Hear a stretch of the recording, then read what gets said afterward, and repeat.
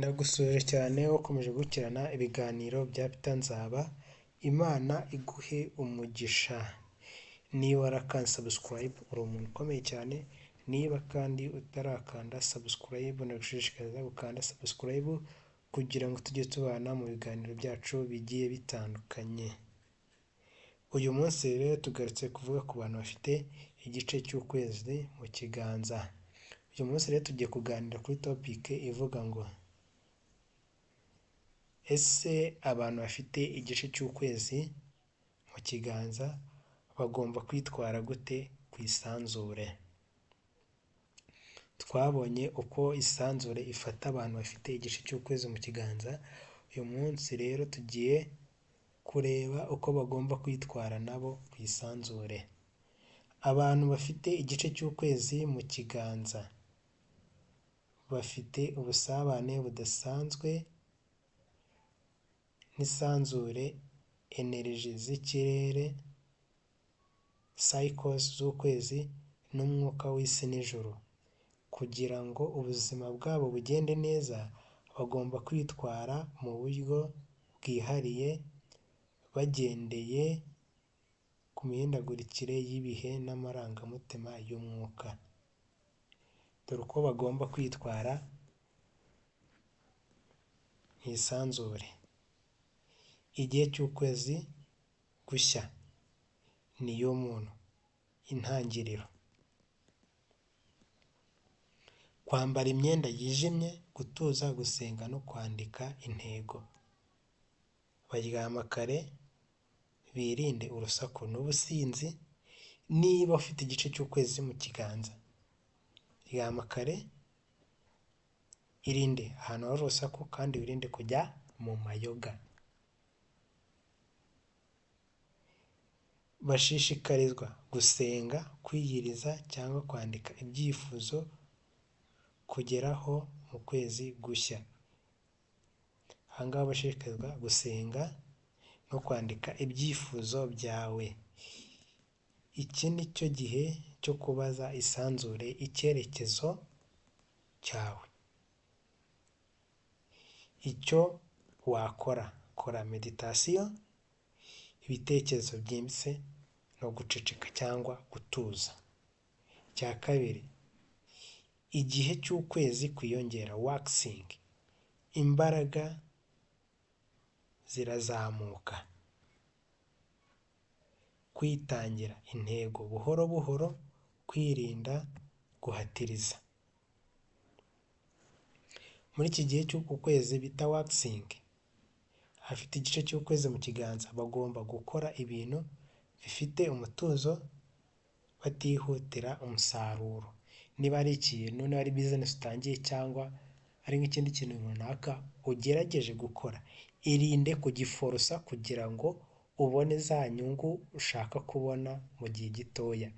Ahubwo reka bigende gahoro gahoro ariko udahagize gute, udahatirije. Ni igihe cyo gusubiza intego zabo mu bikorwa. Aha ngaha bya byifuzo wagize, za ntego washatse ko wageraho, ubu ngubu nibwo utangira kubishyira mu bikorwa. Bagomba kwirinda guhangayika cyangwa kwigereranya n'abandi. Abantu kubera bafite imbaraga zikomeye cyane bari connected n'isanzure, bagomba kwirinda guhangayika, bagomba kwirinda kwigereranya n'abandi ngo kuki njye ntameze na runaka, kuki njye ntakora nk'uko runaka akora. Ahubwo tegereza ibyawe bizaza, ariko reka bigende gake gake, uzabigeraho neza kandi bishimishije. Wishaka kubyihutisha. Icyo wakora, kwitangira umushinga muto cyangwa gutangira umushinga mutoya, gusura ahatuje, gukora akazi gahuza umutima n'umubiri. Cya gatatu, igihe cy'ukwezi kuzura, mu gihe uri mu gihe cya full moon, impinduka n'amabara y'umwuka, gukora amasengesho y'ijoro, kwiyuhagira cyangwa koga nijoro, gukora mu mucyo. Abantu bafite igice cy'ukwezi mu kiganza baba bafite amarangamutima menshi cyane muri iki gihe. Mu gihe cya full moon abantu baba bafite amarangamutima menshi cyane, bashobora kurakara cyangwa kwishima bikabije, ibintu byose byababaho. Niyo mpamvu bakwiye kwitondera amagambo bavugana n'abandi. Niba ufite igice cy'ukwezi mu kiganza ukaba ugeze muri iki gihe cya full moon, itondere amagambo uvugana n'abandi. Ni igihe cyiza cyo gusaba imbabazi no kurekura ibintu bibaremereye. Aha ngaha rero kuko haba hari ibintu byinshi biba bikuremereye, kimwe uvuga se iki gikomeze bigire gute, aha ngaha niho uba ugomba gufata umwanzuro.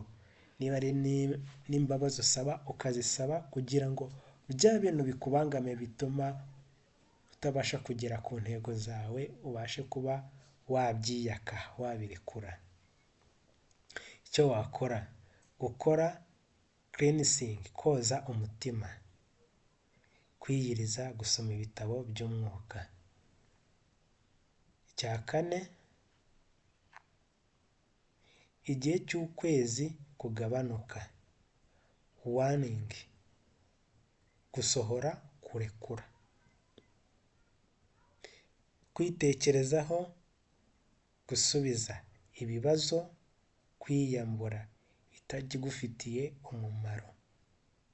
Ni igihe cyo kuganira n'umutima, kugabanya ibikorwa byinshi, bashobora kumva bananiwe cyangwa bagasubira mu bitekerezo byahise, bashishikarizwa gukura ibintu mu mutwe, indwara z'amaganya, ibikomere byo mu mutima, urwango. Icyo bagomba gukora, kuruhuka cyangwa kuvugisha umutima, gukora ibijyanye n'ukwemera kurenze ubwenge busanzwe. Imyitwarire rusange y'ingenzi ku bantu bafite igice cy'ukwezi kiganza. Ibikorwa, turareba ibikorwa n'impamvu. Kwambara ibara ry'umuhondo,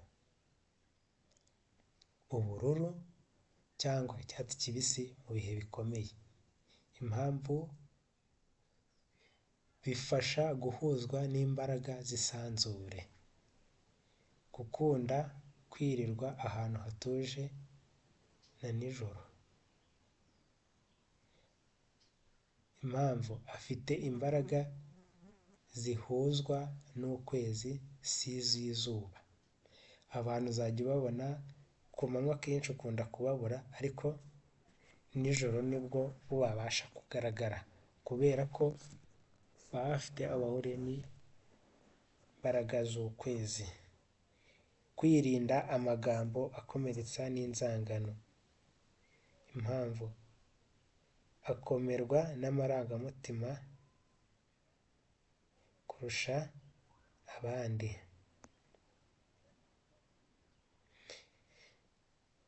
Kwita ku nzozi n'ibimenyetso. Impamvu, inzozi zabo kenshi ni amarenga y'umwuka.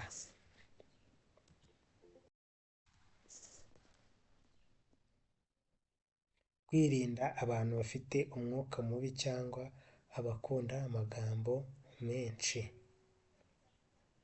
Impamvu, bibakurura mu rujijo rwa energy. Ndagushimiye cyane we twabanye mu kiganiro. Imana ikomeze kugufasha mu byo ukora byose, kandi gukanda subscribe kugira ngo dukomeze kubaka umuryango wa Peter Nzaba.